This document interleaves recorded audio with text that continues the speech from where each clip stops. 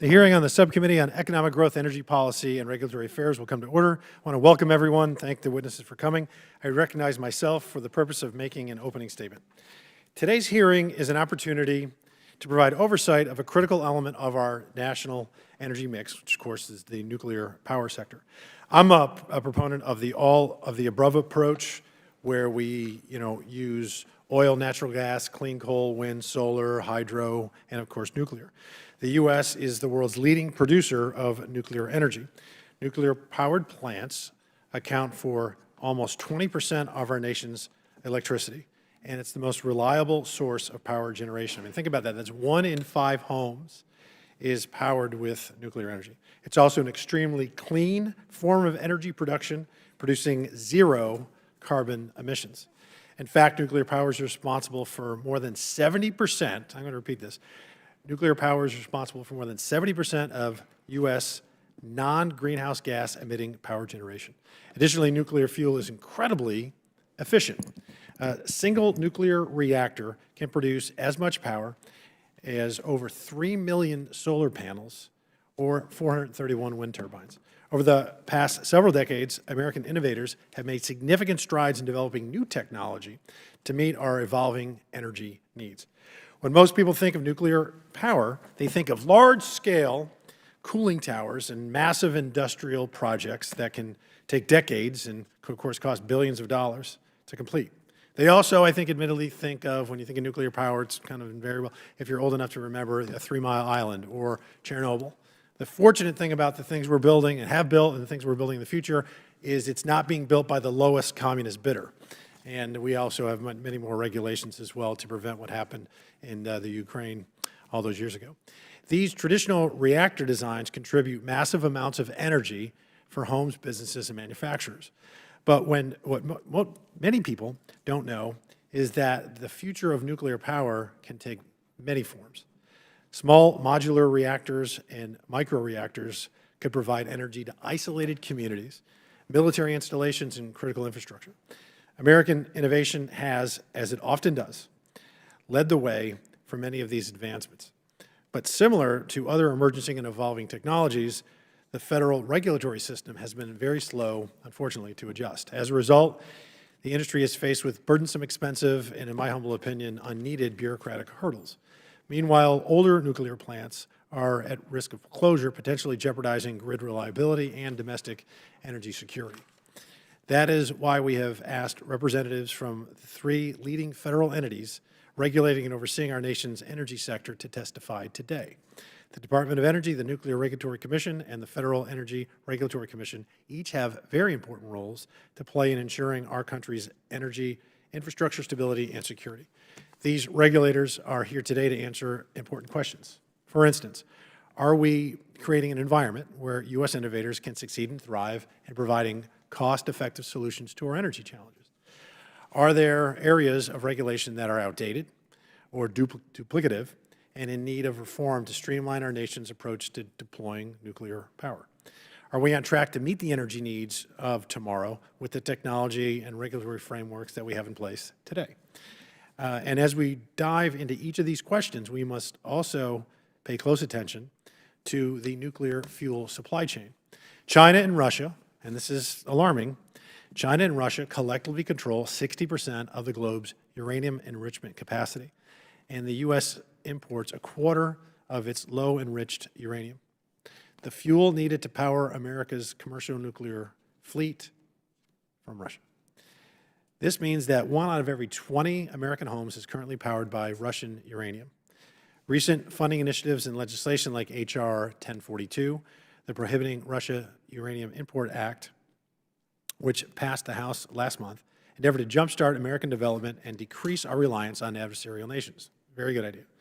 When it comes to nuclear fuel supply chain, energy security truly is national security. I think they're very synonymous. So I look forward to a thoughtful discussion on the state of the American nuclear power and where we are today, where we can come together and make for a better tomorrow and a successful future. I want to thank each of the witnesses for being here today, and I will yield to Ranking Member Bush for her opening statement. Thank you, Mr. Chairman.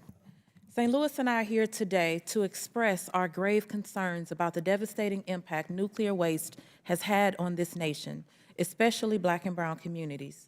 We cannot talk about expanding nuclear energy in this country without first dealing with the federal government's continuing legacy of failing to properly remediate harmful nuclear waste in communities like mine. In St. Louis, nuclear contamination dates back to 1942 when, as part of the Manhattan Project, the federal government hired Mallinckrodt Chemical Works to process uranium in the heart of what is now my district in downtown St. Louis. The processing resulted in dangerous radioactive waste getting recklessly stored above ground near the St. Louis airport for decades. Near the airport is a waterway central to our community called Coldwater Creek, which sprawls across residential areas, schools, businesses, and parks affecting North St. Louis County. The improper storage of radioactive waste at this site persisted unchecked for decades. The material was left in the open, exposed to the rain and the wind. This callous mishandling of deadly waste allowed it to seep into the ground, contaminating Coldwater Creek as well as the soil and waterways in the surrounding communities. Though I didn't live right on the creek, I was told that during heavy rainfall, the water from the creek may have flooded my basement. During that summer, my basement flooded at least six times. My mother actually lived near Coldwater Creek, very close, and so my kids would play out there when they were visiting her. Not only did we not know how dangerous it was, we didn't even know it was contaminated at all. We had no reason to suspect or any warning at all that the creek could pose a possible risk to our health. After many years of neglect, the federal government sold the waste to Cotter Corporation for further for-profit processing, which moved it about a half-mile north. What Cotter couldn't use to make money was illegally dumped in the nearby public landfill called Westlake Landfill. Such heartless and negligent action was a clear violation of federal law and common decency. As a result, radioactive waste remains both in Coldwater Creek and at Westlake Landfill, putting our communities in harm's way. In a shocking revelation, records released last July proved that the federal government both hid and downplayed the risk of this radioactive waste in St. Louis for nearly 75 years, and that radioactive waste was known to pose a threat to people living near Coldwater Creek as early as 1949. Despite this knowledge, however, federal officials repeatedly downplayed these risks as slight, minimal, low level. People in my district who were unknowingly exposed to this radiation are now living with serious chronic health conditions, including several types of rare cancers. I've had these conversations. I know many of these folks, and my heart breaks for them. Some of them are no longer with us. In 2014, the Missouri Department of Health and Senior Services did an analysis of people living in the 8 zip codes around Coldwater Creek and Westlake Landfill. The report found breast, colon, prostate, kidney, and bladder cancer cases in the areas were significantly higher than average. Just to give one specific and chilling example, the Department of Health report found brain and other nervous system cancers were 300%, 300% more likely to be found in children aged 17 and younger, living in the zip code closest to Westlake Landfill. It was not until 2016, which is 67 years later, that the Centers for Disease Control and Prevention finally began advising the community to avoid Coldwater Creek entirely. To this day, people in my district continue to allow their children to play in Coldwater Creek because they still aren't aware of that it's contaminated. There are no signs to indicate any danger or to properly warn folks of the high contamination levels in the creek. That's why I am currently working with the U.S. Army Corps of Engineers and the Environmental Protection Agency to put up this urgently needed signage. The federal government still has not provided Missourians any funding to help families test their homes, their businesses, or their schools to ensure they are not living with and sending their children to school in a place with unhealthy radiation, levels of radiation. As this toxic waste continues to devastate my community, neither the federal government nor those private sector contractors who reap benefits, they reap profits from their shoddy work, have provided financial compensation to the victims of the Manhattan Project in St. Louis. Shame. In 2022, Jana Elementary, a school in Florissant, Missouri, in my district, was shuttered after privately conducted testing revealed radiation levels that were 22 times higher than normal healthy levels. They were found in classrooms, the cafeteria, and the playground. My constituents were again unknowingly sending their children every day to a school that was exposing them to dangerously high levels of radiation. And no, this was not a new school. All of this was substantiated in the recent GAO report I requested along with Ranking Member Raskin, which confirms what we've been saying for years. I ask unanimous consent to enter this report into the record, which finds the federal government has failed to remediate these two sites in St. Louis. Without objection, so moved. And so not only in St. Louis, but in many other communities across our country. This GAO report also finds that the St. Louis sites with Manhattan Project waste are found near the most underserved communities of any remediation sites around the country. Mr. Chairman, I wrote to you in October requesting a field hearing in Missouri's 1st District to investigate this ongoing environmental catastrophe and hear directly from Missourians whose lives and families have suffered the grievous effects of this preventable and heartbreaking health crisis. I would like to renew my request for a field hearing right here, right now. This shameful legacy of negligence and lies has hurt so many people in St. Louis, and they continue to suffer to this day. Actions need to be taken to remediate the damage that has clearly and what we know has already been done before we start talking about expanding nuclear energy in this country. We have a responsibility to both fix and learn from our mistakes before we risk subjecting any other communities to the same exposure. Thank you, and I yield back. I think we're talking about properly stored nuclear waste, and of course not improperly. Unfortunately, that has happened in the past. I understand that both of our staffs have been discussing your request, and my staff will continue to work to find a solution. This subcommittee has not had a field hearing at all yet, and in the meantime, we have great witnesses today to talk about the issues at hand. Without objection, Representative LaTurner of Kansas and Representative Brandon Williams of New York are waived on to the subcommittee for the purpose of questioning witnesses for today's hearing. I'm pleased to welcome our three witnesses today. First, we have Dr. Catherine Huff, who serves as the Assistant Secretary of the Office of Nuclear Energy within the Department of Energy. Next, we have Dan Dorman, the Executive Director of Operations at the Nuclear Regulatory Commission. And lastly, we have Dr. David Ortiz, who serves as the Director of the Office of Electric Reliability at the Federal Energy Regulatory Commission. I want to thank each of the witnesses for being here today, and thank you for your testimony. I look forward to a great discussion on these issues. Pursuant to Committee Rule 9G, the witnesses will please stand and raise their right hands. Thank you. Do you solemnly swear or affirm the testimony you're about to give will be the truth, the whole truth, and nothing but the truth, so help you God? Let the record show that the witnesses answered in the affirmative. Thank you, and please take your seats. We appreciate you being here today and look forward to your testimony. Let me remind the witnesses that we have read your written statements, and it will appear in full in the hearing record. Please limit your oral statements to 5 minutes. As a reminder, please press the little button, green. You get 4 minutes, then it'll go yellow for that last minute, and then if it's on red and you're still talking, if you could just kind of wrap up your thought, we'll be courteous and want to thank you again for your time here, and we'd appreciate that. So I now recognize Dr. Huff for your opening statement. Thank you, Chairman Fallon, Ranking Member Bush, and distinguished members of the subcommittee. It's an honor to appear before you to represent the Department of Energy, and I appreciate the subcommittee's attention on the programs and policies shaping our nuclear future. 93 nuclear power reactors currently operate at 54 sites across 28 U.S. states. They generate about 1/5 of our electricity and are the nation's single largest source of zero-emissions electricity.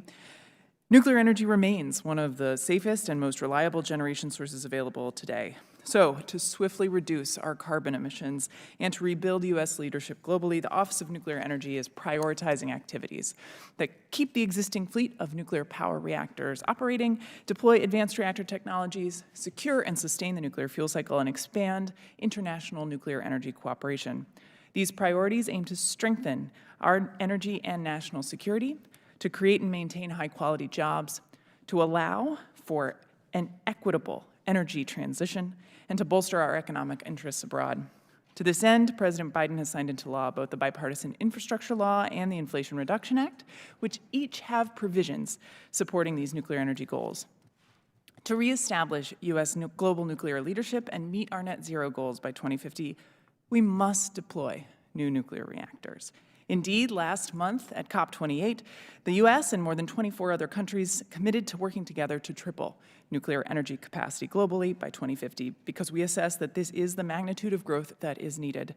We also invited shareholders of international financial institutions to encourage the inclusion of nuclear energy in lending policies. The Office of Nuclear Energy, in close partnership with national laboratories, universities, and the private sector, supports new reactor technologies and fuel cycles through research, development, and demonstration activities. This research has enabled advancements in technology underpinning deployments today. And to make these deployments a reality, the department's new Office of Clean Energy Demonstrations oversees 2 public-private partnerships to deploy advanced Generation 4 nuclear reactors this decade. However, to fuel today's nuclear reactor fleet, as well as the growing fleet of tomorrow, the administration has taken several actions to secure our civil nuclear fuel supply, as well as that of our allies and partners.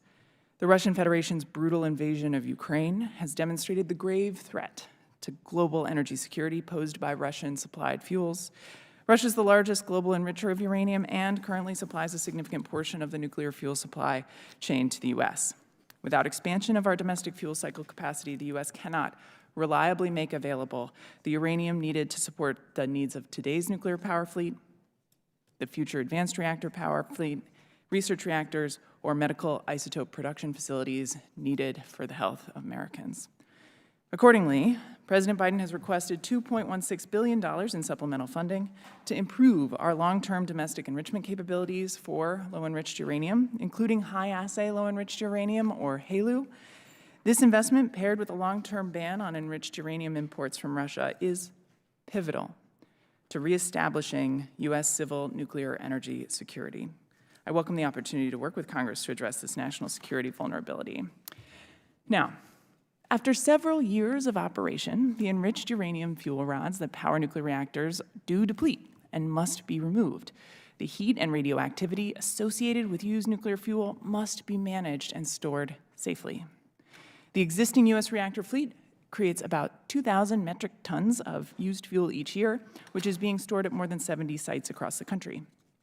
Over the last 55 years, more than 2,500 casks of used fuel have been shipped across the United States without any radiological releases to the environment or harm to the public. But the promise of new and advanced reactors can only be responsibly realized in conjunction with progress on the long-term management of their used nuclear fuel. The department believes a consent-based approach to siting interim storage should be used for develop both interim storage and disposal options. A consent-based approach is not only the most equitable and just way to approach siting, but also represents our best chance of success. Consistent with direction provided by Congress, DOE is making progress on consent-based siting for one or more consolidated interim storage facilities. While we are working to make progress under existing authorities, additional congressional authorization will be required before DOE can actually construct and operate a federal interim storage facility. Thank you for the opportunity to appear before the subcommittee today. I welcome the opportunity to work with you toward a more sustainable, equitable, reliable, affordable, safe, and secure energy system for our nation. I look forward to Thank you. Thank you very much. And you did it almost on the dime in 5 minutes. Very well done. Chair now recognizes Mr. Dorman for his 5 minutes. Thank you, Mr. Chairman, Chairman Fallon, Ranking Member Bush, distinguished members of the subcommittee. I serve as the Executive Director for Operations, or the Chief Operating Officer for the Nuclear Regulatory Commission. The NRC is an independent federal agency with a mission to license and regulate the civilian use of radioactive materials, to provide adequate protection of public health and safety, to promote the common defense and security, and to protect the environment. I welcome the opportunity to address the committee and describe our role in licensing and regulating nuclear power so that it is deployed and operated in a safe and secure manner. The nuclear industry is developing new and advanced reactor designs, and the NRC staff is reviewing pre-application materials and applications commensurate with the risk and safety significance of the proposed technology. Over the past several years, the NRC has been working to modernize our existing licensing processes to support the deployment of new and advanced reactors through the use of risk-informed and performance-based techniques and updated regulatory guidance. Additionally, the NRC has streamlined its licensing review process by using a core team approach to complete reviews of applications we have received thus far. Last month, the NRC issued a construction permit to Kairos Power LLC for the Hermes fluoride salt-cooled high-temperature non-power reactor after completing all required steps, including the safety and environmental reviews, on budget and ahead of schedule. In addition, the NRC is enhancing its regulatory infrastructure for new and advanced reactors in an open and transparent manner with substantial stakeholder engagement. For example, the NRC recently issued a final rule and associated regulatory guide that applies risk-informed, performance-based emergency preparedness requirements to small modular reactors and other new technologies. The NRC is developing a new optional regulatory framework for licensing new reactors in accordance with the Nuclear Energy Innovation and Modernization Act, or NEMA.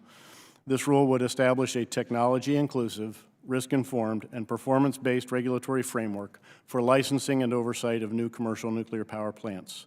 The NRC expects to issue the final rule ahead of the NEMA deadline of December 31st, 2027.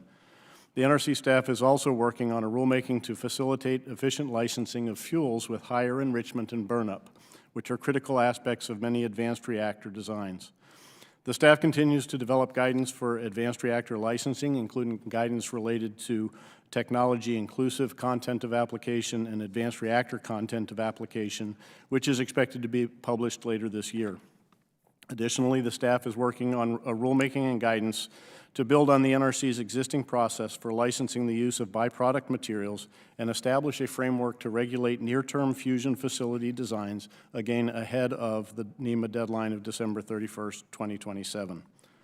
The NRC also continues to monitor potential impacts of fuel supply on the U.S. commercial nuclear fleet and the domestic fuel cycle suppliers, and remains in close communication with the Department of Energy and other federal agencies on the availability of non-Russian sourced fuel. The NRC staff routinely communicates with the industry to understand its near-term and longer-term licensing needs to potentially replace uranium and fuel cycle services that have come from Russia. The Commission recognizes the national strategic importance of these issues and held a public meeting in December to learn more about the administration's short and long-term domestic uranium fuel strategy and the NRC's readiness to support licensing and oversight. The NRC has recently issued several major fuel supply licensing actions and authorizations. For example, in September, the NRC authorized American Centrifuge Operating, LLC, to proceed with its planned demonstration project to produce high-assay, low-enriched uranium. The NRC has also issued several authorizations allowing increased enrichment and accident-tolerant fuels to be loaded in radioactive material transportation packages. The NRC staff performed thorough and transparent safety, security, and environmental reviews and completed all of these on schedule.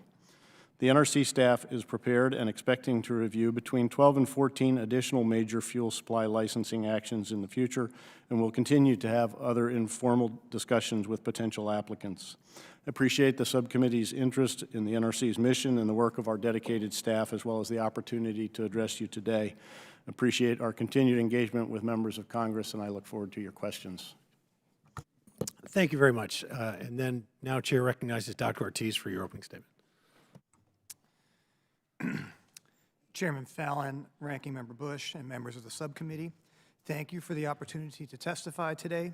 My name is David Ortiz. I'm the Director of the Office of Electric Reliability at the Federal Energy Regulatory Commission. My remarks today are my own, and I appear here as a Commission staff member, and my thoughts do not represent those of the Commission or any individual commissioner. My testimony summarizes the Commission's oversight of the reliability of the bulk power system and my perspective on nuclear power and its role in ensuring a reliable U.S. electric grid. In the Energy Policy Act of 2005, Congress amended the Federal Power Act to add Section 215 pertaining to bulk power system reliability. This provision tasks the Commission with responsibility to oversee mandatory enforceable reliability standards for the nation's bulk power system. This authority pertains to the interconnected electric power system, we also call it the grid, in the United States, and excludes Alaska, Hawaii, and local distribution systems. The Federal Power Act also gives the Commission jurisdiction over rates, terms, and conditions for wholesale sales of electricity, and reserves to the states the choice of electric generation facilities, including the development of nuclear electricity generating capacity.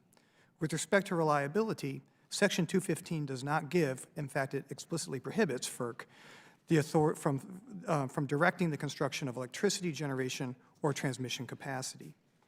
Given the tight linkage among nuclear power plant safety systems, which are regulated by the NRC, and the electric transmission system, the Commission and the NRC entered into several memoranda of understanding to ensure appropriate coordination.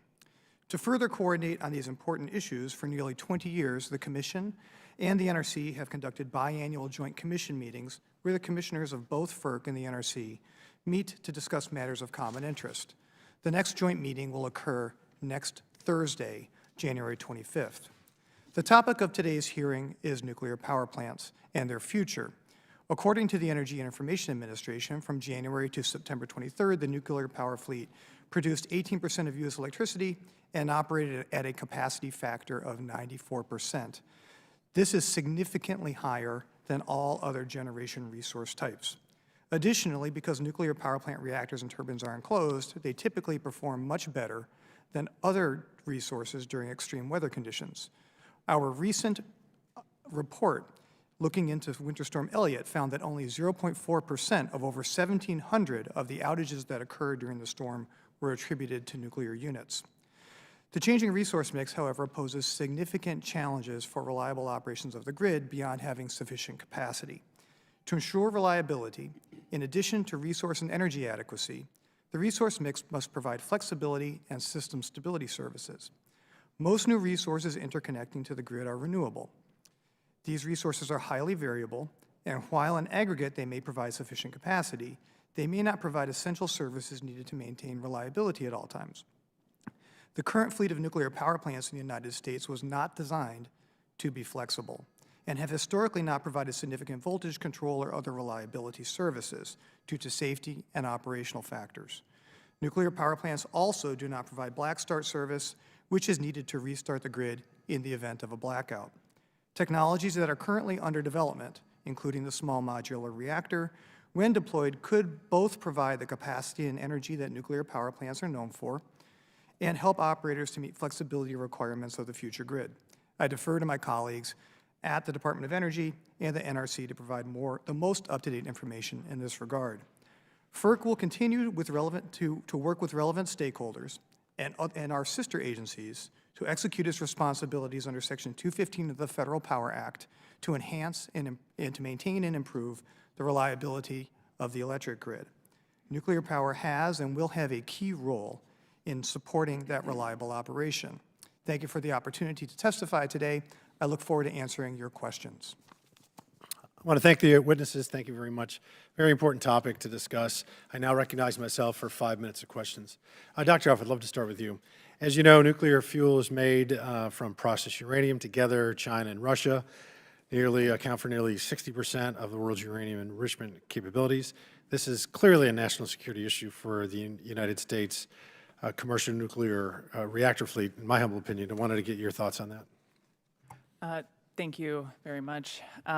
It's absolutely a key priority for my office, for the administration, to ensure a reliable supply chain from trustworthy sources. We acknowledge that it is not a sustainable approach to allow continued dependence on Russia for this fuel. And in fact, in the supplemental request, President Biden has requested $2.16 billion in supplemental funding paired with an import restriction, as you described. That would really go a long way to expanding the conversion and enrichment facilities that we need in the United States domestically to ensure our fleet, which, being the largest nuclear fleet in the world, is also the hungriest in terms of low-enriched uranium, but also the fuel of our allies and partners, which also rely on Russian-enriched uranium. Thank you. If I could follow up, the U.S. current commercial nuclear reactors run exclusively on low enriched uranium, or LEU. The U.S. imports nearly a quarter of LEU from Russia. What is the administration doing to encourage investing domestically with the, to really further and foster our enrichment capabilities? Yeah, so in our proposed uranium strategy to remove ourselves from dependency on Russia, we have suggested this $2.16 billion supplemental funding to procure enriched uranium as a buyer of the new capacity that will need to be stood up at the premium that needs to be stood up, and then make sure that it's available and for the industry in the near term. That uranium strategy does rely on protecting those investments from continued import of cheaper Russian uranium. And right now, we've been supporting a number of grants associated with higher assay low-enriched uranium, or HALEU, to support advanced reactors in the future, and have recently seen the benefits of that program we've just recently produced the first HALEU. What are the cost differentials? Once we're, let's say, assuming once we're up and running, and we have that economy of scale, are we going to be at cost with what we pay the Russians currently, or will it be a little cheaper, or will it be a little more expensive? It'll be a little more expensive, but it takes a little while to build enrichment facilities. It takes a few years, and it can take a while because of that. It's mostly capital investment. It doesn't take a lot of people to operate them. It'll take a while to recoup the expenses, but once they're running, they're an incredible national security asset. Well, that's the important thing right there. Mr. Dorman, advanced reactors offer new technologies, and I think really new opportunities as well, but it demands a different regulatory structure than traditional reactors. To address this, the NRC drafted what is commonly referred to as Part 53, which is yet to be finalized. What challenges do you really feel the NRC faces in updating regulations for emerging technologies, and how does the NRC hope to overcome the obstacles that are presented? I don't think there's a significant challenge, Mr. Chairman, to getting through that rule. I think we have provided a draft proposed rule to the Commission and are awaiting their direction to get into the notice and comment period for that proposed rule, and we expect to complete that within the NEMA schedule. I think in the meantime, we expect to have several applications for new reactors that will come in under our legacy rules of Part 50 and Part 52.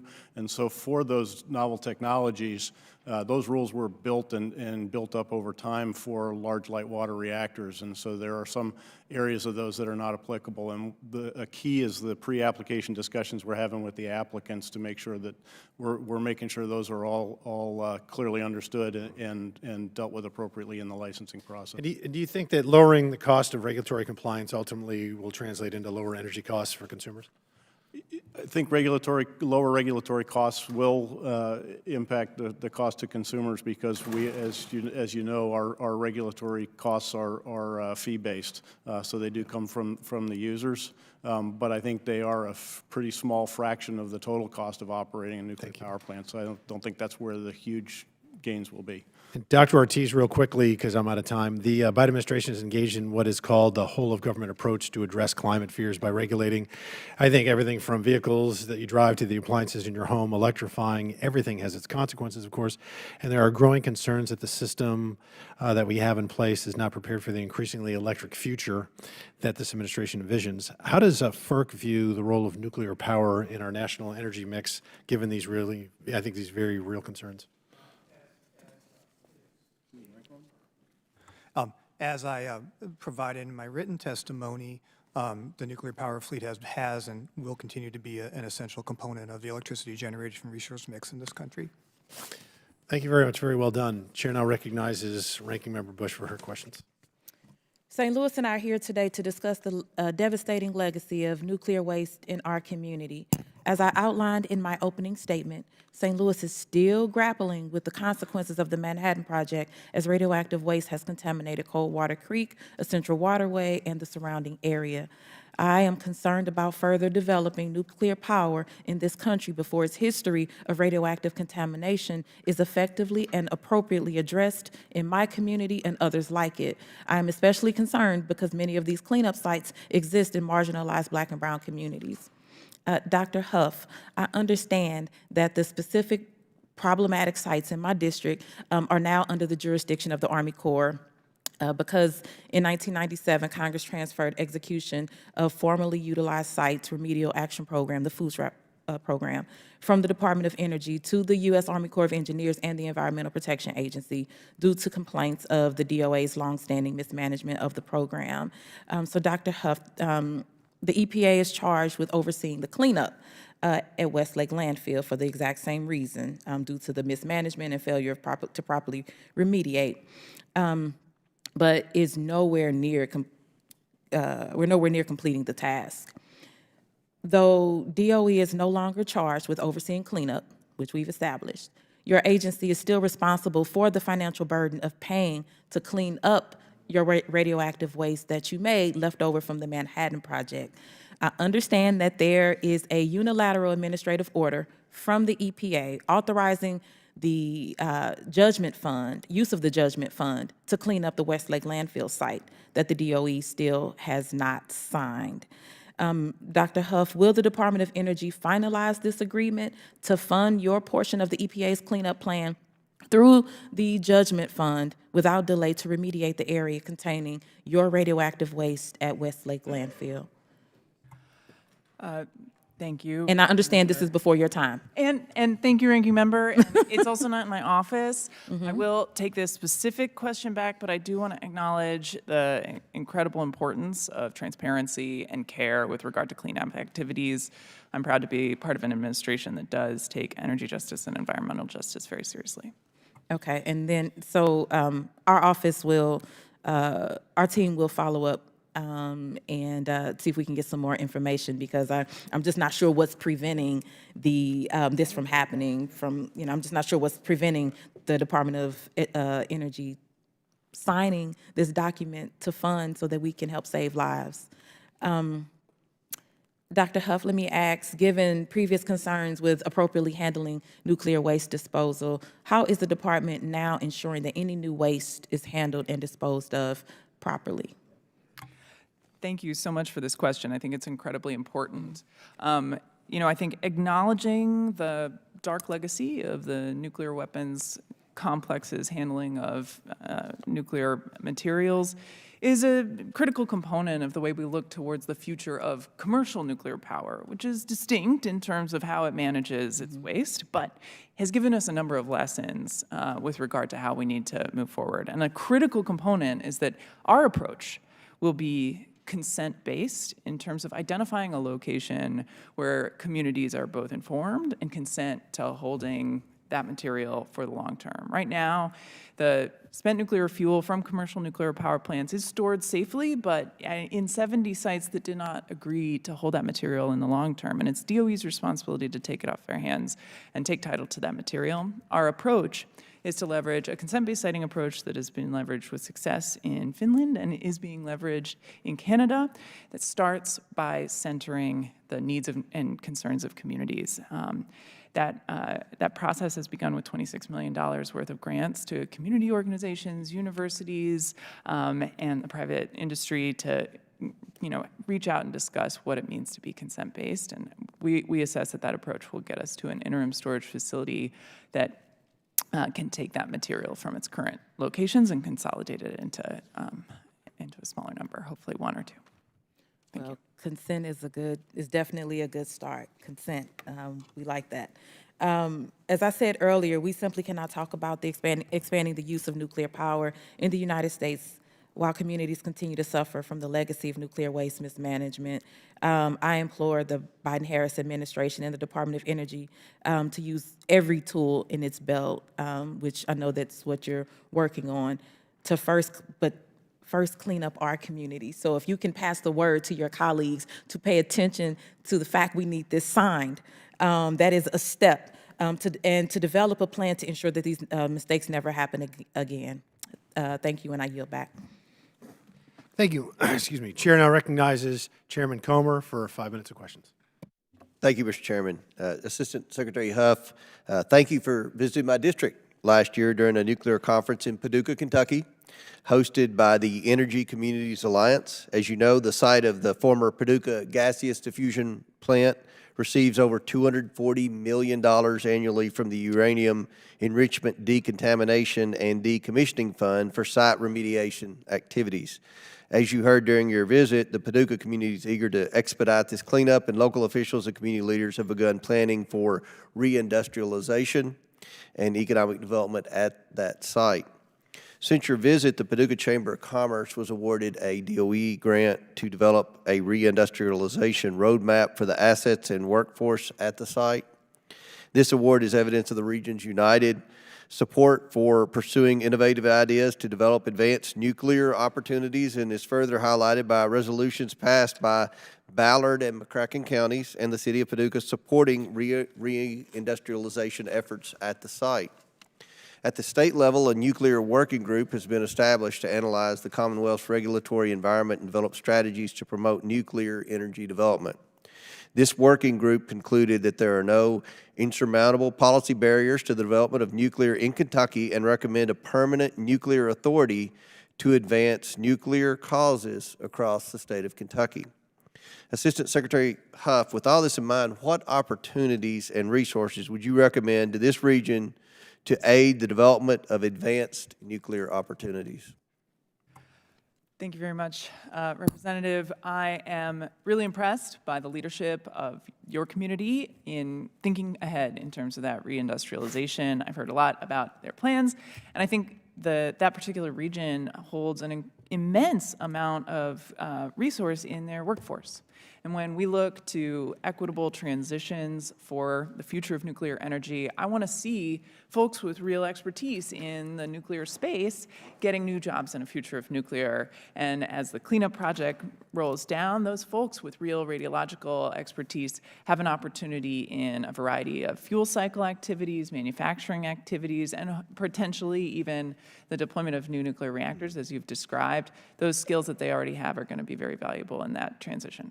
Okay, Assistant Secretary, Global Laser Enrichment has a significant interest in partnering with the community to develop a commercial scale facility which can supply uranium, conversion, low enriched uranium, and low enriched uranium. Projects like these are vital to turning legacy waste into fuel and creating high-paying jobs and economic activity in and around Paducah, Kentucky. I understand that DOE recently released a proposal for HALEU following the creation of the HALEU Availability Program in the Energy Act of 2020. However, I'm also aware that DOE has $100 million in funding which is yet to be dispersed.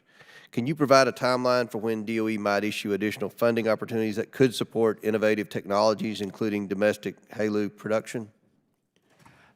Thank you. Indeed, we did release the HALEU RFP very recently, and in fact, right now, today, we're executing basically an industry day to discuss with companies like GLE, what we expect from those proposals and how they should interpret the details of that funding opportunity.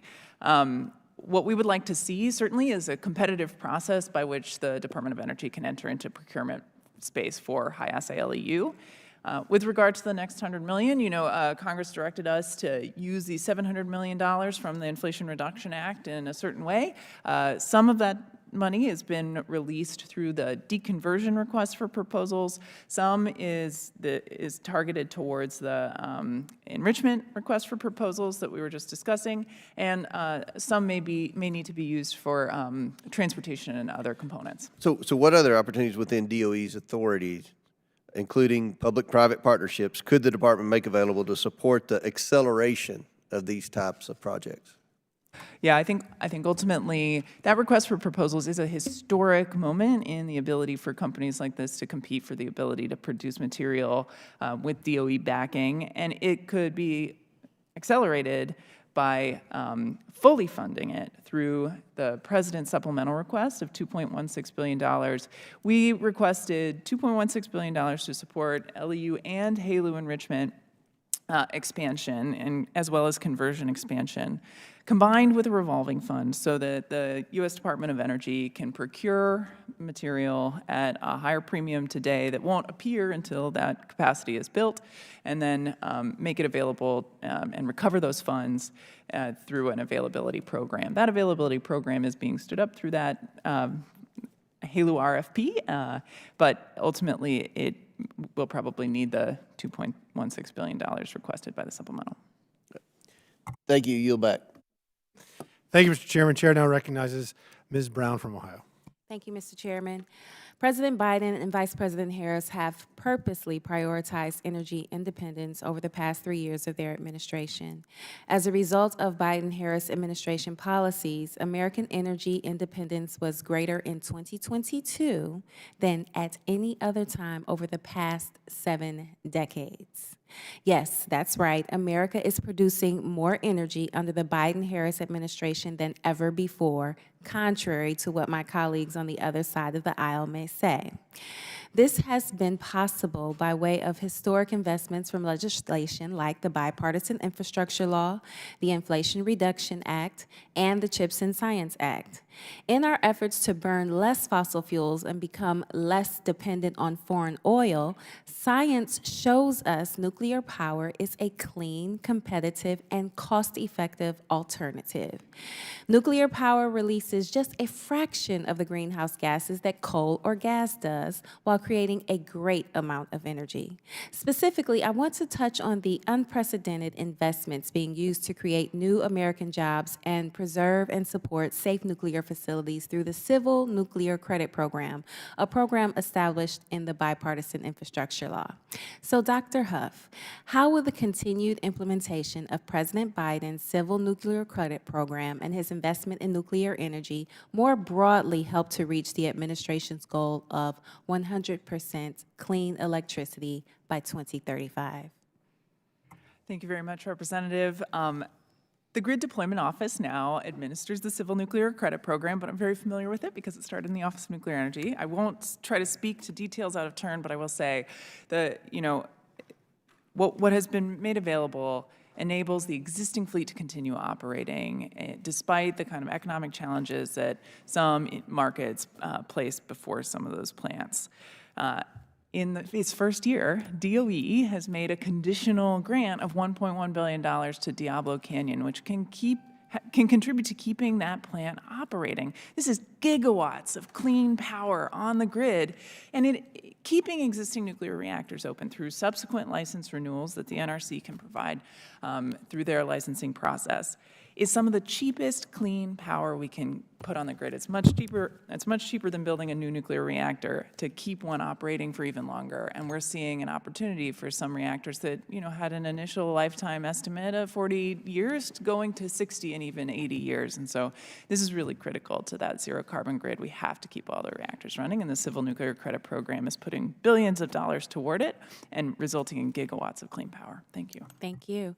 I would be remiss if, like my colleague, Ranking Member Bush, that I did not mention nuclear power facilities in the past have been far more likely to be placed in close proximity to communities of color than their white counterparts. This exposes Black and brown communities to the health and environmental risks presented by nuclear waste, which can cause cancer, cardiovascular disease, and more. It is especially important as we continue nuclear development to ensure consideration of the health and safety of the communities which have been overlooked for far too long. So, Dr. Huff and Dr. Dorman, how is the Biden-Harris administration ensuring investments in nuclear power do not lead to environmental and health risks for minority communities? In DOE, we've included community benefits plans as part of our process for new grants. Is one example of which we're establishing new ways to incorporate the concerns and needs of historically underserved and Black and brown communities. This is now part of our granting process. And ultimately, too, I think it's important to note, I do want to give you comfort about the safety of the nuclear industry. our real concern in terms of deaths per terawatt hour. Nuclear is very safe compared to most other sources. Nuclear is very comparable to wind and solar, where it's, fewer than 1 death per decade is attributable to the life cycle of nuclear power. But we still want to acknowledge the burdens on underserved communities as part of our granting process. Dan. Congresswoman, the NRC has a longstanding program to address environmental justice concerns in our licensing and oversight processes, and the Commission tasked the staff a couple of years ago to do a comprehensive review of our environmental justice program, and while we found that it has served us well, we did identify to the Commission opportunities to enhance our outreach activities, update our policy statement and our environmental justice strategy, and to assess whether enhancements can be made to how environmental justice is addressed in the agreement state application process, which applies to our industrial and medical uses. Those recommendations are with the Commission, but we are committed to environmental justice as a key part of our licensing process. Thank you. Thank you. My time has expired, but I just want to say I applaud the administration's work and remain committed in my strong support. And with that, I yield back. Thank you. Chair now recognizes our good friend from Florida, Mr. Donalds. Thank you, Chairman. Dr. Huff, actually, I want to start with you. Your last comment was kind of interesting around deaths associated with power generation facilities.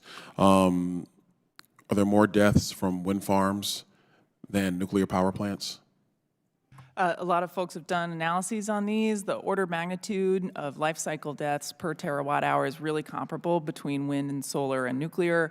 Ultimately, some assessments put wind just slightly higher, slightly lower than nuclear. I would say the uncertainty bars are pretty big depending on what assumptions you make, but they are magnitudes different than unabated pollution-emitting sources. Okay. Magnitudes slower, sorry, Well, smaller. Dr. Huff, real quick, there's a Forbes article that was written maybe 6 to 8 months ago that stated that in England, there were 114 deaths from wind turbine maintenance because people fell off the turbines trying to maintain them, and there were 0 deaths from nuclear power plants. Is that true? That sounds like very aligned with these kinds of statistics. Okay, Mr. Ortiz, Dr. Ortiz, my apologies.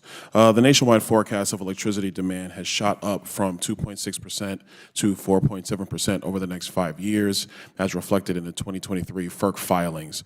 With the increase in electricity demands, can the United States realistically have a reliable electric grid and affordable energy prices without nuclear power, both conventional and advanced? Well, sir, if you're talking about the next 5 years, it's going to have to include the current nuclear power fleet, obviously. Within the Commission's oversight with respect to reliability, the Commission, as I mentioned in my testimony, does not has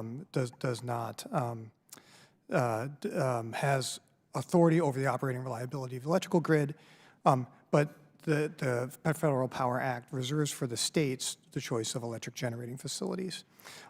Within that mix of organizations that helps to manage the grid, our grid operators are responsible for planning and operating their systems to include taking into account appropriate load growth. And so to the degree that load growth is something that is a concern, and we heard this at our we heard a significant amount of discussion about load growth at our commission meeting in Portland, Oregon in June. The grid operators are responsible for managing their fleets as well as to dispatch, plan ahead and dispatch load effectively to maintain that. So the fact of the matter is that if going to nuclear power, the expectation is that it's going to be there and that if future systems are available and deployed, they will be there too. Okay. Dr. Huff, do you believe that energy reliability is a prerequisite for energy affordability? Both that and safety. I think people need reliable energy to stay safe, and reliable energy is required for affordability as well. So I represent Southwest Florida. We had we take in hurricanes all the time. Last one was Hurricane Ian. We had Hurricane Irma before that. Do you believe that advanced nuclear microreactors can be deployed to assist with natural disaster response efforts?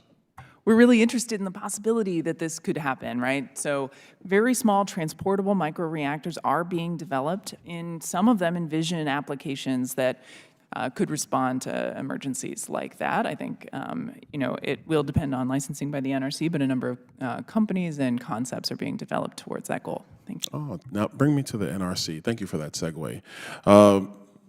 Sorry. Mr. Dorman, how can we reduce regulatory risk associated with licensing new nuclear technology? Is there any nuggets you can provide members of Congress to help the NRC accomplish this goal? Thank you, Congressman.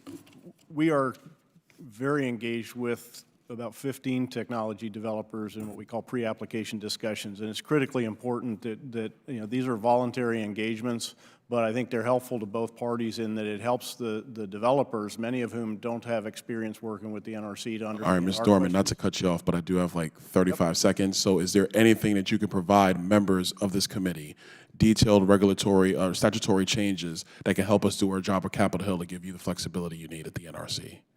I don't have specific legislative. I think we have some things we're working with our commission on. All right. Well, I would love to see that. Mr. Chairman, I think that's something that should be provided to the committee. At the end, Mr. Chairman, I would say I would request unanimous consent to submit for the record an op-ed titled "A Freshwater Future Powered by Nuclear Energy: Lessons Learned from Hurricane Ian. Let's Embrace Nuclear. Nuclear innovation is key to America's economic future. The dishonest fantasy of wind and solar. It's time for America to unleash next generation nuclear energy. Why I'm an advocate for advanced nuclear technology, and what about the waste?" Without objection, so ordered. I yield. Thank you. Chair now recognizes Ms. Stansberry from New Mexico. Thank you, Mr. Chairman, and I greatly appreciate the opportunity to have this hearing today. This is an issue that is crucial to New Mexico, to my district, and something that the people of my district feel very passionately about.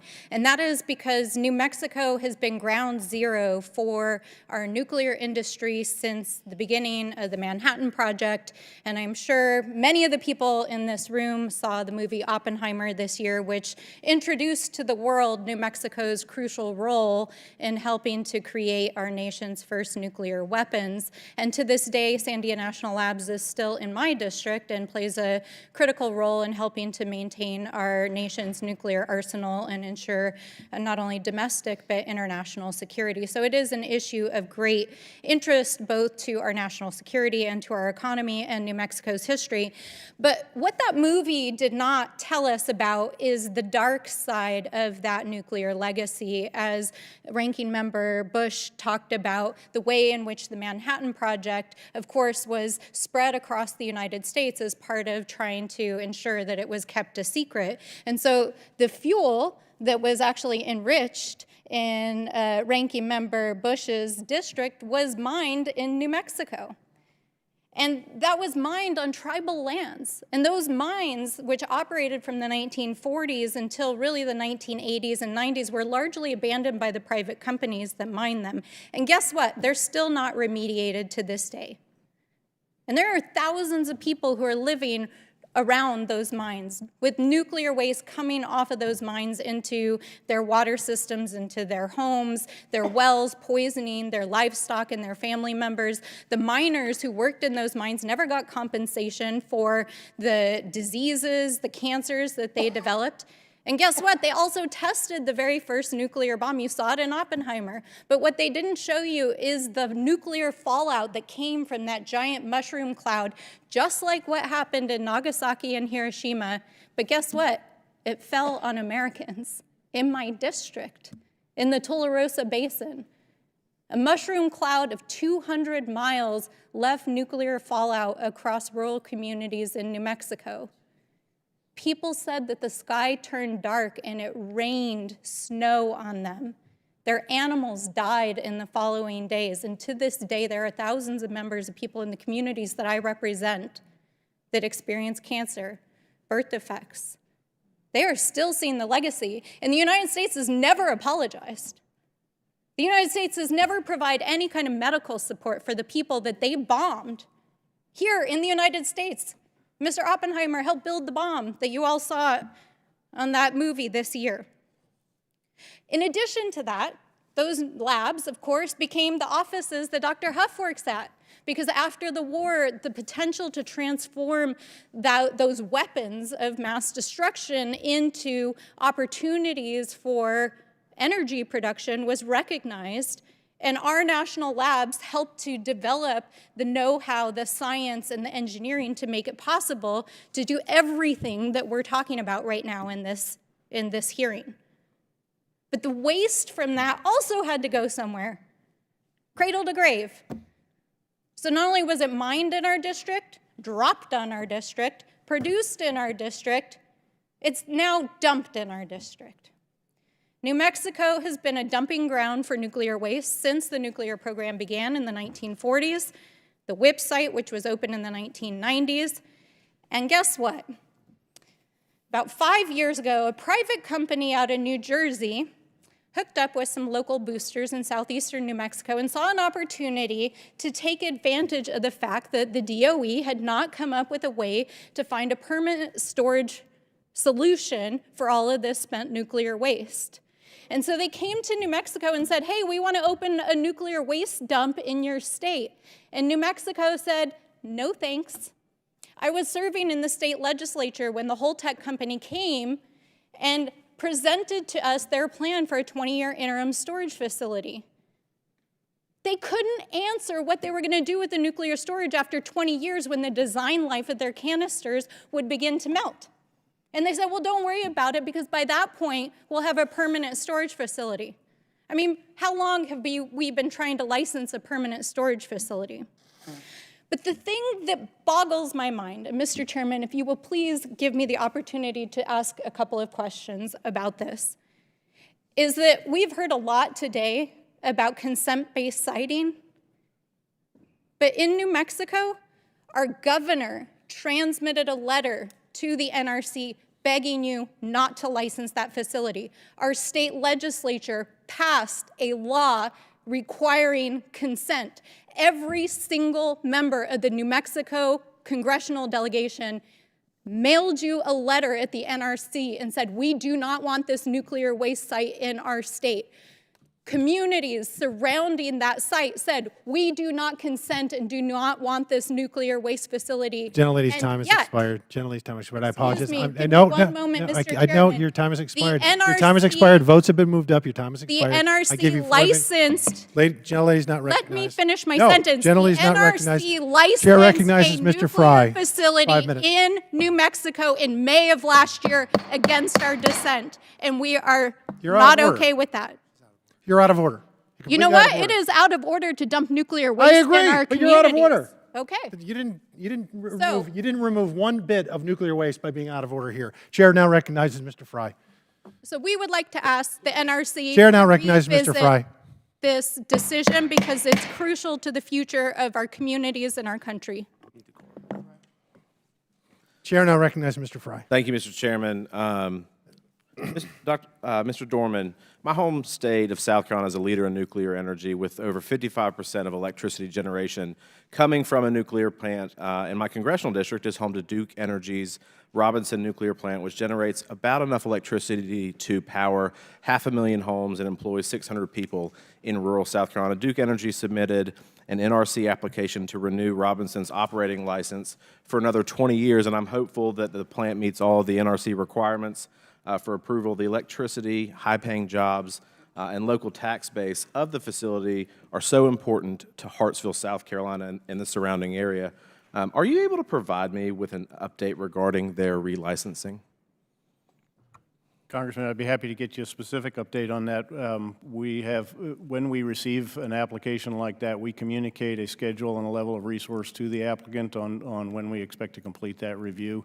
We'd be happy to get that information to you. What is the time frame in which they have to operate, or the time frame that they would be looking at for review? We are working to get that down to 18 months for those reviews. We did get a higher number of applications than we anticipated, and that strained some of our resources, but we're working to get that back to 18 months. What's the current average right now? I think it's around 22 months. 22 months? Okay. Thank you for that. I do appreciate that. Dr. Huff, the U.S. recently led a coalition of nations to pledge to triple their nuclear power capacity by 2050. With the nuclear waste generated by this goal in mind, do you in the Office of Nuclear Energy see the development of domestic nuclear recycling technology as vital to our country's nuclear future? Thank you very much, Congressman.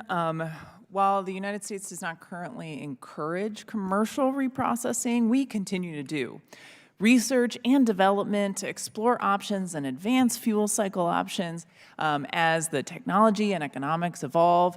A critical component of this certainly is the development of advanced reactors with high-assay LEU fuel. The resulting spent nuclear fuel from some of these reactor concepts may have much more value in a recycling scenario and change the economics of recycling in the longer-term future. So this is something we're very aware of. I'm working very closely with my colleagues in the National Nuclear Security Administration to ensure that we have a coherent strategy with regard to how we approach that research to ensure the highest levels of safety, security, and safeguards around recycling options for our future nuclear fleet. Did you say that you don't see that in a commercial setting? What do you mean by that? So in the National Security Memorandum 19, the President's policy is set out to say that we do not currently encourage commercial reprocessing. This doesn't say that we will discourage it or that we would either discourage or encourage federal reprocessing. But you do see the recycling as part of the nuclear future, given the lofty goals set by Yeah, we continue in DOE to do research and development to find options that will meet economic and technical challenges. Thank you. What steps has the NRC taken to modify the licensing process, and how will these modifications help to streamline the construction of reactors? For reactors, now we're switching subjects. So for reactors, over the last several years, we have adopted what we call a core team concept. We've added data analytics to our licensing process to make sure that we are tracking to the schedules and budgets that we're telling applicants when we receive their application. We have had success with that, and most recently with the Kairos molten salt cooled demonstration reactor, a 30-megawatt reactor in Tennessee, for which we issued the construction permit last month. The staff completed their safety and environmental reviews on budget and ahead of schedule. Thank you. And Dr. Huff, this might be for you, but considering the department's recent efforts in the research and technology that you talked about, what stands out to you as having the highest potential return on investment? Well, I think development of new reactors of a variety of sizes is really important, and I especially am interested in seeing the deployment of nuclear reactors in place of retiring and retired coal sites. I think this targets workforces that need to transition equitably, and it allows us to use resources like the transmission grid that goes to those coal sites. Ultimately, too, I think it's important to note that the radiation exposure to individuals living outside of an operating coal plant is higher than the radiation exposure to any individual living outside of a nuclear power plant because of the strict safety regulations by which those reactors operate. And so I would love to see transitions for coal plants to nuclear plants. That's where the biggest benefit lies. Thank you. With that, Mr. Chairman, I yield back. Timely. Timely, 5 minutes. It's not the Representative Fry show. Now, Chair now recognizes, well, you know what was unnecessary? 2.5 minutes. Yeah, and I gave her 30 seconds, not 2 minutes. Chair recognizes Ms. Norton from D.C. I thank the chair. I would like to use my time to discuss two bills pending in Congress.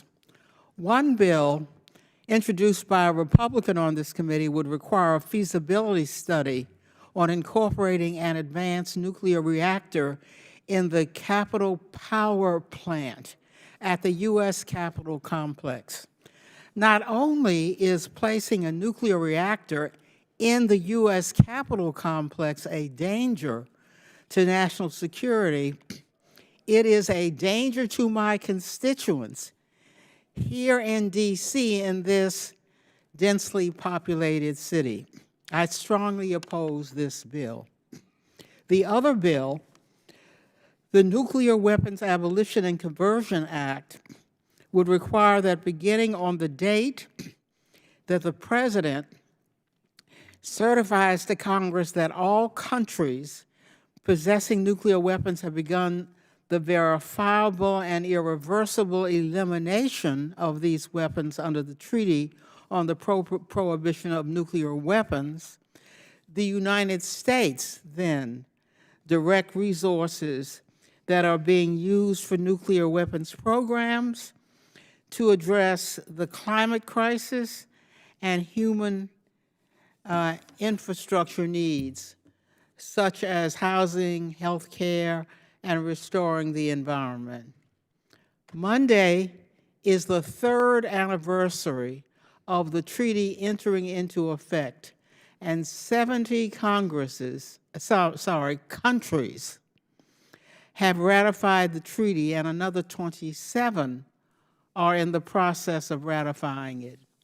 In 1993, the District of Columbia peace activists were successful in getting a ballot initiative in the District of Columbia passed that called for nuclear disarmament. Every Congress since then, I have introduced a bill based on that initiative, including this bill.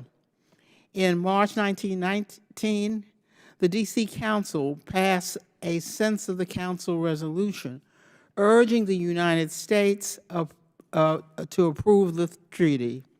D.C. residents were early, prescient leaders on this important issue, which has become all the more important with the current wars in Ukraine and the Middle East. I am very pleased that the bill is endorsed by several major national and international organizations. I yield the balance of my time. That is extra timely. Thank you. Chair now recognizes Mr. LaTurner from Kansas. Thank you, Mr. Chairman. I appreciate it. Dr. Huff, given that the United States purchases a quarter of its supply of enriched uranium from Russia, how long do you estimate it will take to eliminate our reliance on Russia for nuclear energy fuel? And to what extent is that timeline influenced by research and development investments? Thank you very much, Congressman, for this question. You know, it's challenging to make precise estimates, but it will take a few years to build up the capacity, and that's really where the timeline lies.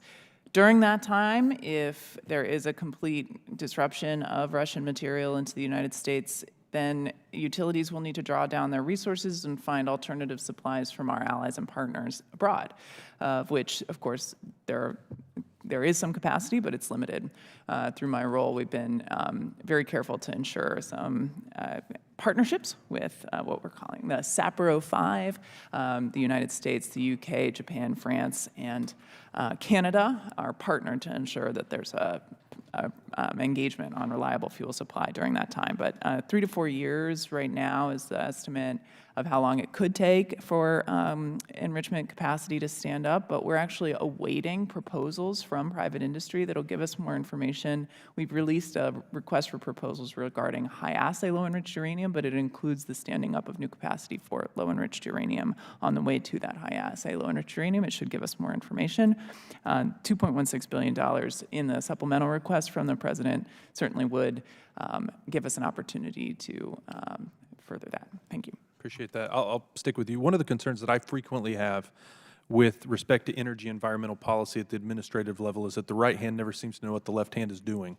There's a perceived lack of coordination between agencies and among specific offices within those agencies at times. Can you describe what interagency communication steps you take to ensure that our energy goals can coexist with our national security, grid stability, and economic environmental goals? Thank you so much for this question, Congressman. I've been really lucky to have a lot of engagements with the National Security Council and especially with my counterparts in the National Nuclear Security Administration. Through interagency policy committee engagements, of course, the NRC plays a key role in those conversations, especially in the context of the deployment of nuclear reactors, the export of nuclear reactor technology, and, of course, the ambitions with regard to expansion of nuclear fuel capacity. Thank you. The Government Accountability Office and Congress have previously raised concerns that despite all the administrative and legislative initiatives to support the domestic development of nuclear fuel, there seems to be room for improvement at DOE, both in the budgeting of funds and in providing a credible audit of the administration's estimates for future industry demands. Can you address these concerns and explain how DOE is working to develop a clear-cut strategy for uranium management? Yeah, thanks very much. So the uranium equities across the department are broad and include other offices such as environmental management's inventories and NSA's inventories, and of course, the interests of the civil nuclear sector, which is more the concern of my office. We, in development of the uranium strategy that's led to the estimates in the supplemental request by the Biden administration, incorporated a great deal of input from industry that currently operates our nuclear reactors in this country, and industry that intends to build new reactors. We've engaged an independent contractor to conduct direct assessment of the inventories available as well.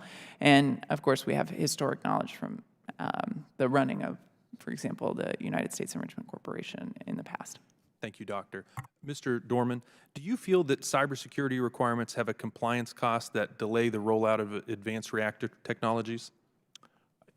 Thank you, Congressman. I wouldn't say it delays. We have established about 15 years ago cybersecurity performance-based requirements that can be applied to any technology. So the key is just any new technology coming in needs to do an appropriate assessment of what their critical digital assets are that could affect safety, security, and emergency preparedness, and apply those requirements to their program. Can you speak to the comparative advantages of nuclear versus other generation sources? Briefly, I'm going to run out of time. So NRC doesn't typically do that because our role is not to promotion. So we're assessing the safety and security, but we do recognize in the national policy arena and in the national strategic international arena the interest from both a climate change and a energy security standpoint. And we are, as Dr. Huff indicated, partnering with the National Security Council and with the administration in supporting some of those international aspects as well. Thank you all very much for being here. I yield back. Chair now recognizes our friend from New York, Mr. Williams.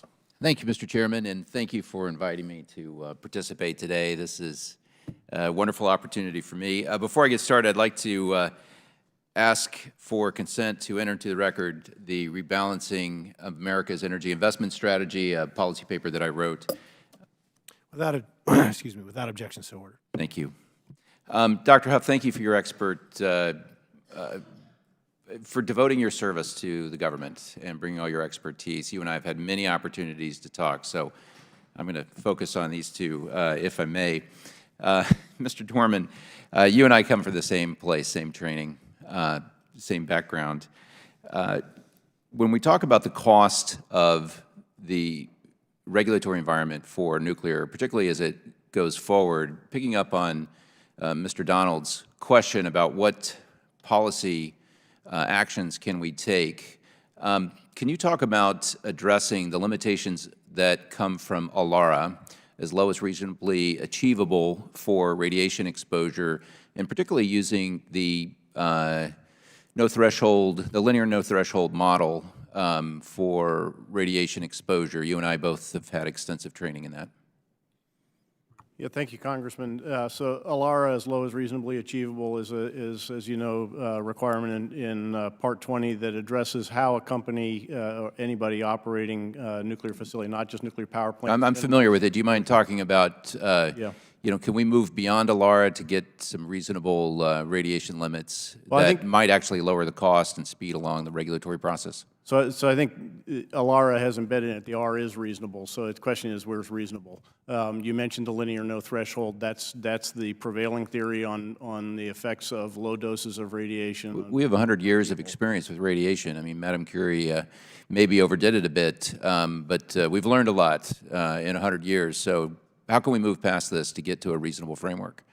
So I think that's going to involve a substantial dialogue around the linear no threshold. There are other theories that are out there, and the Commission has long-standing commitment to the linear no threshold theory. So great. Well, let's put a target on that, because just with that one, we could dramatically change the cost structure of nuclear without in any way, shape, or form changing the risk to the population. I would just point out, when you talk about the amount of fees that go into a to an approval process. I agree with you. Those are de minimis compared to the costs. But any kind of changes in reviews halt production and can often create very, very costly delays. Are we using, is the NRC using, physics-based modeling, computer simulations? It seems like we have vastly better tools than slide rules like we did in the 1950s. We do have vastly better tools, and part of our key partnership under NECA, another act with the Department of Energy, is to access particularly the data that they have relative to some of the technologies that are novel to the NRC, like molten salts and high-temperature gases, making sure that our computer models take advantage of that data and are appropriately updated to reflect that. So we're using the best science when we're evaluating an application. Another good example of the use of DOE and the work that they do. Just because I'm chairman of the Energy Subcommittee on Science-Based Technology doesn't reflect on my championing of their cause. Dr. Ortiz, can you briefly explain to me the difference between, as it relates to the grid, any definition of the grid that you want to apply, the difference between resilience and reliability? Thank you. Pardon me. Thank you, Congressman, for the question. I appreciate it. So reliability is defined, the commission is although I'm an engineer, the commission is largely a legal organization. So reliability is defined legally as the operating the transmission system to prevent cascading outages. And that's the framework around reliability that we have has been. It's very helpful. But resilience, how is that different? So resilience is defined in a number of different areas, and there isn't an official definition the commission uses, but typically resilience is thought of as the ability to withstand an extreme event and then to recover from to the degree that the performance. Thank you. Would you say, if you were to create two columns, nuclear power in one column, wind and solar in the other, which one provides more resilience and more reliability, wind and solar or nuclear? I think that's going to depend on the situation in which Come you're on. applying that. Come on, you're an engineer, I'm an engineer, come on. It's actually, I think that's. So intermittent power, you say, has the same qualities of resilience and reliability Well, it's the as ability to nuclear and withstand. sustainable energy. Is that what you're saying? It's the ability That's your to expert withstand and opinion? recover from, right? So a nuclear power I understand a facility black is startup. able I mean, I know what you're saying, Mm-hmm. but you're not going to do a black startup in a windstorm with wind turbines. They're not going to help you, right? No, That's dispatchable power like with natural curiously, gas. though, there have been several tests of batteries for black starts. So it is feasible. There are different solutions here. I was the battery officer on a nuclear submarine. I'd love to see that. Thank you. I yield back. My time's said that for expired. you, sir. Chair now recognizes Ranking Member Bush for a closing statement.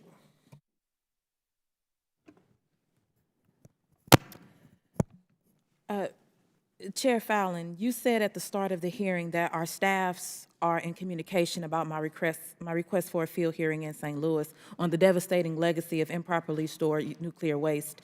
But it is my understanding your staff has not yet gotten back to us on this request that is at least, a few weeks old. I didn't bring it up in this hearing because you said no. I brought it up in this hearing because there was no response. I would like a response. So if you are serious about accountability and proper storage of waste that continues to be generated to produce nuclear power, hold a hearing about the continuing failure of the federal government to protect its own people from toxic waste it created and improperly disposed of in St. Louis and elsewhere. Yet again, I'm requesting this field hearing in St. Louis on the Manhattan Project. As you know, Chair Fallon, I sent you and your team a trove of information. We made a public request in the last subcommittee hearing. There has been no response. And again, there has been no response. We've got a 300% increase in cancer for children in my district. That should be enough to warrant a field hearing, not hearing that other folks, there's nobody else has had a field hearing yet. I made a request, I gave the information, and I deserve at least some type of response, the respect from my colleague to respond.